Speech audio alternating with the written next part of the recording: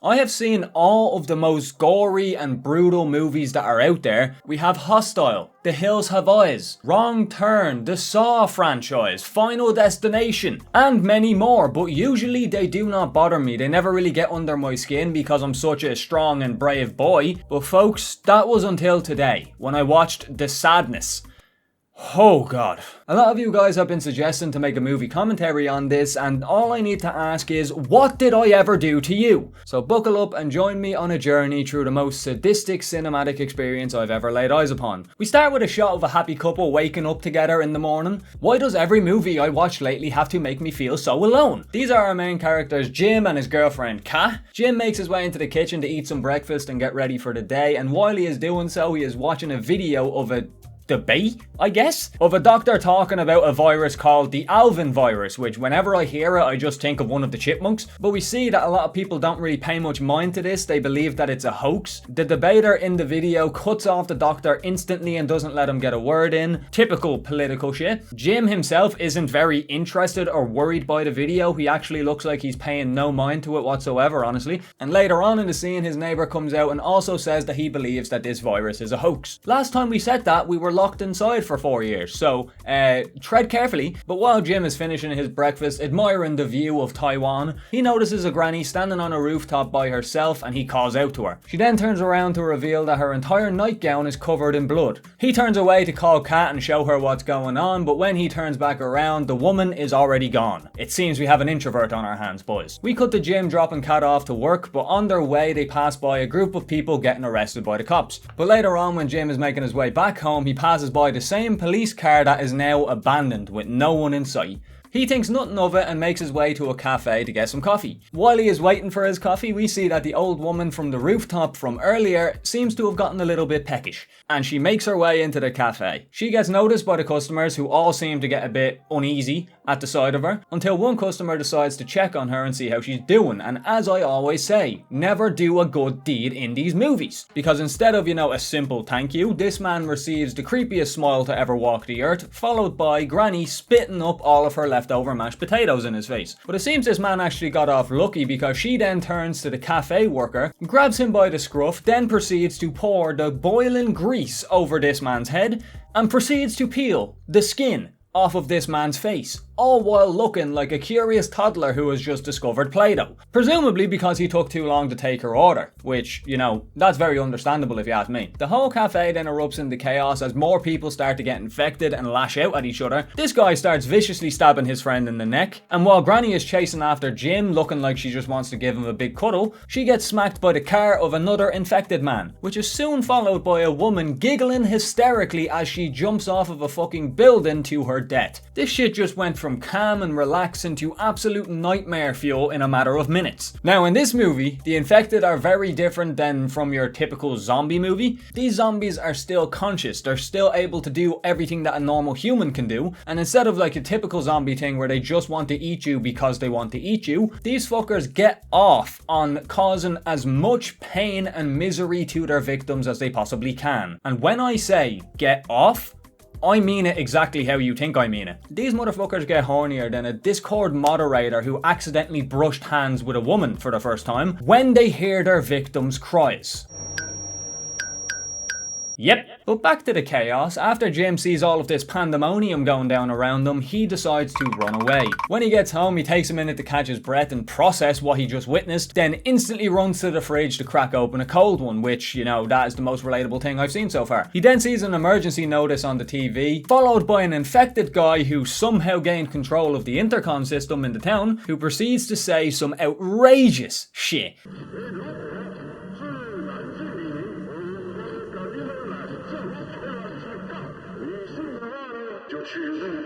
While Jim is listening to the informative announcement, we see his neighbour slowly making his way into his apartment behind him. Jim turns around just in time as the neighbour is lunging at him with some shears, and he grabs onto these shears and blocks the attack. But unluckily for our boy, his two middle fingers get stuck in between the blades, and the infected guy notices this and instantly cuts his two fingers off. This maniac picks up one of Jim's severed fingers, puts it into his mouth, chews it a little bit, and then spits it into the fish tank. He then turns to Jim, looks him in the eyes and says, "Don't worry about your girl, I'll finger her for you." What a gentleman. However, we see that Jim does not give 7 shades of shit about this man's kindness as he smashes him over the head with a toaster. And our man Jim is an absolute fucking idiot, because after hitting this man once with a toaster, he decides that's enough violence for one day and leaves his apartment. As the infected guy then wakes back up and gets to his feet. He obviously has not seen Zombieland because he already failed rule number 2. Double tap the cunt. As Jim makes his way out onto the streets, we can hear people's screams and laughter all throughout the town. He then comes across a group who is torturing another kid by holding him down and snapping his arm in half, while laughing hysterically at his pain. Jim then turns another corner to see a group of people standing over a dead body just staring at it. He tries to quietly start his bike to get out of there, but as soon as he does, the group notices him, followed by more infected people rushing out of buildings in the surrounding area and chasing after him. And one policeman even shoots at this man. So you're telling me these sadistic fucks can use guns? We're fucked at this point. We cut to see how Kat is getting on, and we see her making her way to her seat on a packed train. A man beside her just keeps wanting to spark up a bit of conversation, but Kat has no interest and just wants to focus on her book on her way to work. So she politely tells him to stop, and he listens for a solid 20 seconds before talking to her again, which causes Kat to lash out a little bit. She threatens to call the police for SH if he doesn't stop, and this man gets very offended by this and starts mumbling some shit under his voice. Kat has had enough at this point, so she offers her seat to another woman who is standing, and this is a terrible deal for this young woman, and you'll see exactly why in a minute. Further down the train, we see a sketchy guy in sunglasses begins to shed a single tear before whipping out a knife and stabbing an unsuspecting pedestrian in the back. He then proceeds to stab everyone in sight, but I think this man is a bit sexist, because he decides to go the extra mile on the first woman he sees, stabbing her multiple times, whereas the previous victims only got stabbed once. Cancel this bigot. He then makes one guy sexually identify as a water fountain by stabbing him multiple times in the throat. The passengers finally manage to restrain this cunt, and they pin him down to the ground where he frantically asks, "Did I break the record?" I had no idea there was a scoreboard for, train attacks, but if there is, this man is close to a chopper gunner, or at least a UAV. Many more passengers start to become infected and chaos breaks out on the train, with people getting attacked left and right. This is when I started to question, how does this virus even spread? I think I know the answer on how it actually spreads, but I'll let you know later on in the video. We see some different types of infected here. We see one that uses his keys to stab a woman, and we see 2 more who decide to go the old-fashioned route and use their chompers. The creepy old man then stands up unprompted out of nowhere and proceeds to stab the woman that Kat just switched seats with in the eyeball with the end of his umbrella. From now on, we are going to call this woman One Eye and this man Umbrella Man. As One Eye is screaming in pain, Umbrella Man turns to her and says, "Shut up, you filthy cunt." Damn. The infected on this train then proceed to torture people while SAing them. What the actual fuck did you guys get me to watch? The train comes to a stop and Kat tries to help One Eye escape, but Umbrella Man is not far behind. They end up running into this big tough looking guy. They try to explain the situation to him, but Umbrella Man is standing right behind them. The man then tries to protect these 2 girls, but as thanks for his efforts, Umbrella Man decides to bite off his nose. He then turns and grabs the emergency axe off of the wall and proceeds to cut this man's head off, while the girls run away in fear. Yet another reason why you should not be a good person. As the girls near the exit of the subway, the security man starts to put the shutters down, but they make it out just in the nick of time, and One Eye does not seem too happy about this because she punches the security man in the nose, before then turning to him and asking him for the direction to the hospital. We then cut to see how Jim is getting on, and we see that he is taking a little break after, escaping the chaos. As he's taking a sip of his water, he then notices a brand new weapon. I have no idea what this is. By the way he's using it, I'm assuming it's used to cut grass, but I'm not sure. But after acquiring his trusty new sidearm, he sees a group of kids torturing another kid in the basketball court. They have him tied to a pole and they're taking turns hitting him with a baseball bat. But while Jim is watching on, the kids then decide to do a move called the Nutcracker. They then wrap barbed wire around the pole, pick up this poor young man, spread his legs, and then run crotch first into the barbed wire. Oh my god.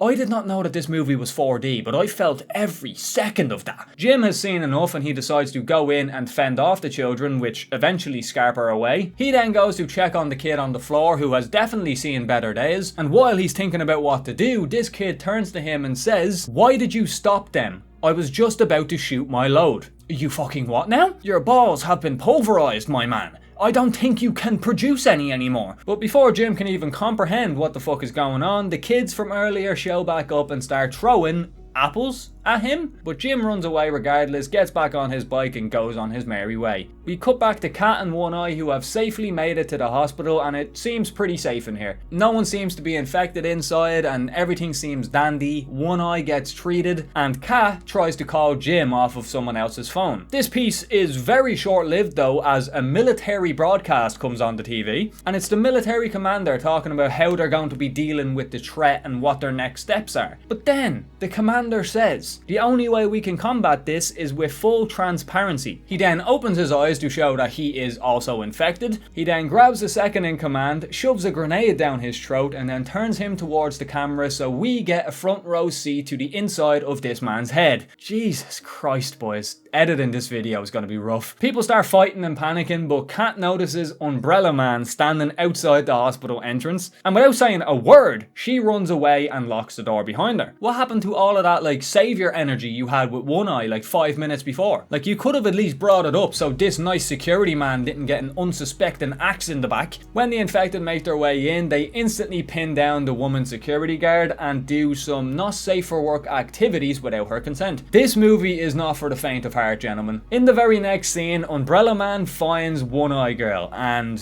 oh my, what the actual fuck? How do I even describe this without this video getting banned in every country? He gives her an impromptu eye exam with his little soldier. If you still don't understand what I mean, consider yourself fucking lucky. In the very next scene, Jim finally gets in contact with Kat and tells her to hide somewhere and wait for him to get there and that he is on his way. She then starts to have a bit of a heart-to-heart with him, saying that she loves him and how much she means to him, but Jim isn't even listening at this point because he notices a decapitated head in the river. The head then wakes up suddenly and starts flirting with our boy. What that tongue do? Got me feeling some sort of way about a severed head, gentlemen. We see Jim almost crack a smile while a single tear rolls down his cheek, but is snapped out of it when he hears Kat's voice on the other end of the phone, showing us that our boy has somehow got infected in the time that he was off screen. He tells her that he'll be there soon, hangs up the phone, and then we get a shot of him looking over the actual destruction and chaos going on in Taiwan that has gone down in a single afternoon. We cut back to the hospital and the security man sees what I can only describe as 4 people having bloody tiggle time together.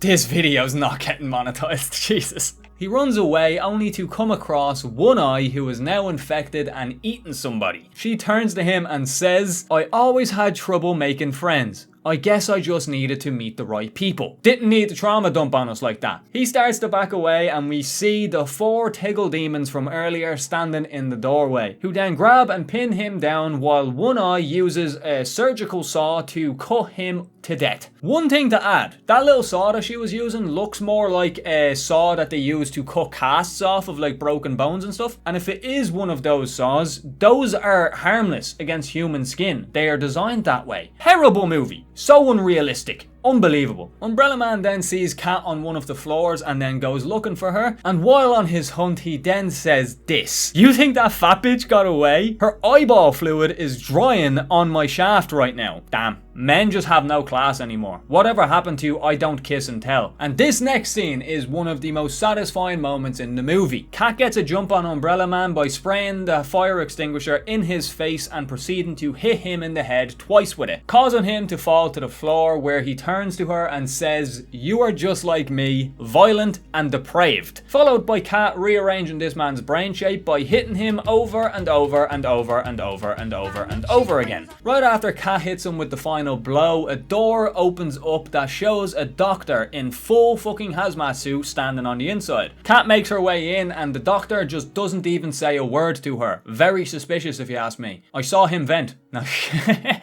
He then tells Kat to go into the shower and handcuff herself before washing off, to which she's obviously very reluctant at first, but he turns and says, "I don't know you. You could be infected." Which, you know, completely understandable. So she does what he asked and goes and washes herself off. He then explains how the virus works. He says that the infected people just feel an overwhelming thirst, but whatever part of the brain is being targeted is responsible for our, you know, lustful thoughts and just our deepest, darkest desires, really. He also goes on to mention that he thinks that the people are still behind the infected persona, because while they're doing all of this vile, despicable behavior, you see them shedding tears and crying while doing it. He believes that the people who are infected know what they are doing is wrong, they just cannot resist. He also goes on to say that he thinks Kat might be immune to the virus and he wants to do some blood tests. But while putting her dirty clothes in the bin, she hears a baby crying from inside the bin. She then opens up the black bag to see an infected newborn baby. Before she could even ask any questions about this, the doctor then injects her with the Alvin virus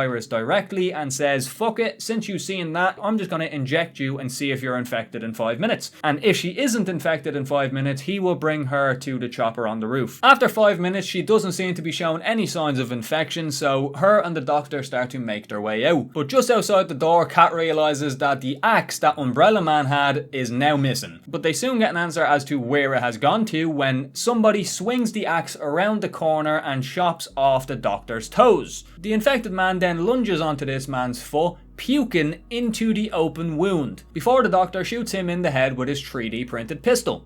Fabulous! He forces Kat to carry him to the evac chopper, but just before they get there, a door gets kicked open. It is our boy Jim, who is now fully infected. And he seems very jealous seeing the doctor with Kat like this, because he says, "Thanks for looking after Kat. Now I'm gonna cut your dick off and feed it to you." Fuck. Jim then charges towards the doctor as the doctor shoots him in the side of the neck. But when he goes to shoot again, the 3D printed guns aren't made how they used to be because it blows up in his hand. Jim then takes a swing and chops into the doctor's neck. Kat grabs the keys from the doctor and opens the gate, closing it behind her so Jim can't follow. The two of them start to have a bit of a heart-to-heart through the gate, which is soon ruined by Jim saying, "I just wanted to be with you," and cut off your tits and smash your face. Oh, he's such a romantic. Kat starts bawling her eyes out, which soon transitions to hysterical laughter before she makes her way up to the evac chopper. We then get a long, uncomfortable shot of infected Jim standing there smiling, fading away from life, while we hear gunshots in the background and Kat screams, making us believe that she has also turned in the final moments. And that is the end of Sadness. This movie was actually fucking insane. But is it weird to say that I fucking love this movie? Like, it has been a long time since I've had such a visceral reaction to what's happening on screen. You don't know how long I've been looking for a movie that is gory and all that stuff that actually makes me feel disgusted to my stomach. Like the Human Centipede, bro. No fucking reaction watching that movie. Did not give a fuck. But this movie done it multiple fucking times, man. Made me feel sickened. And it's such a weird thing to be happy about. But like, it's like when you see a horror for the first time in years that actually genuinely scared you. Like, I can't deny how well made this movie is. Even though like a lot of people would feel the disgust and you know, the cringiness from watching this type of movie and automatically say it's shit. But again, that's what this movie is trying to do. So I'd give this movie a solid 9 out of 10. But I do want to talk about how I believe the infection gets transferred. Because like at the start of the movie, we see people just getting infected left and right out of nowhere, you know? It just felt like that. Like the scene in the train where there's just pandemonium, people attacking each other left and right. I don't think a single person, a single infected person went near the Umbrella Man, but somehow he became infected. And here's where my hypothesis comes in. There are a few moments where we see somebody giving someone else the infection, but I think the main activation for the infection or the virus in this movie is trauma. So I believe that the virus can either be transmitted through, you know, the whatever fucking weird mashed potatoes that they shoot out at people, and it can also be traumatizing infection. Let me know what you guys think down below. Let me know how you believe the infection is transmitted. What do you think of the movie? What are your favorite or most disgusting moments from the movie? Let me know all of your thoughts down below. I had a lot of fun recording this video, man. Thanks for all the support on all the recent videos. It truly means a lot. Especially the Zion one, it seemed to have done really fucking well, and from that video a lot of people have suggested this movie and a good few other movies that I am going to be getting to. So if you have a suggestion that you think would be fun to make into a movie commentary, let me know down below and I will definitely get to it if it seems interesting. And I am dying for a shit, so I am going to go relieve myself. So yeah, with that said, boys and girls, it's been EXO, and I'll talk to you all later. Have a good one, folks.